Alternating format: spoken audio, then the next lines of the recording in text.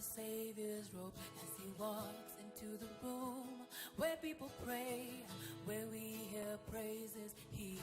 I don't know what your excuse is out there for not following Christ today. And I know there are so many excuses that actually people give for not following Christ today.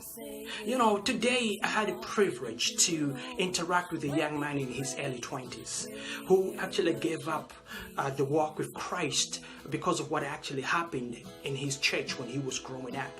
Today he calls himself, or he professes to be, an atheist. And when he was growing up, apparently leaders of the church were discovered being involved in child and human trafficking. And he was so disgusted because he could not believe it. How could leaders of the church who profess Christianity, who profess righteousness, could be involved in such a heinous act? The young man, for him, that was the last straw. And he said, I will never follow Christ again. I am done. Now, this story resonated with my life, resonated with my story, resonated with me at a very, very core of my life. When I was growing up as a young man, I remember giving up the walk with Christ because leaders in the church were discovered, or actually were involved in an altercation over church construction money. And the story was all over the place. I remember hearing the story, and these were people I looked up to as my role models, people who actually guided us in the walk with Christ.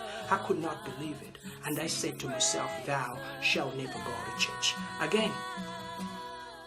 But here's a fault with such a premise, or with such an excuse, just like so many excuses that are out there.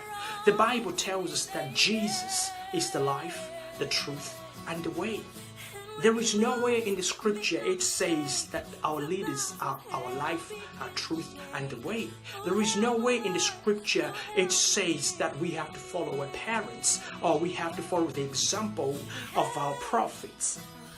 The Bible keeps telling us that do not put your trust in flesh and blood, but put your trust in the one and only Jesus Christ, the only role model that has been put in front of us to emulate.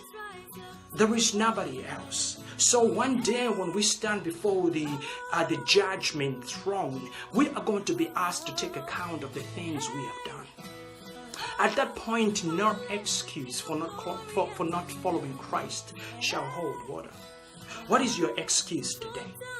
I challenge you to take an introspection of your life. I challenge you to look back at your life, re-examine yourself, give yourself an opportunity to recenter yourself, to reposition yourself and follow Christ as you set your eyes on the cross, because that's the only example that we have.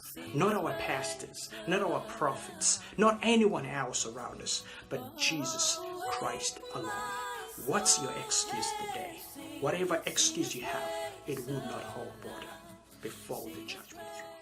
God bless you as you reposition and as you rethink and take an introspection over your life to focus on Christ again.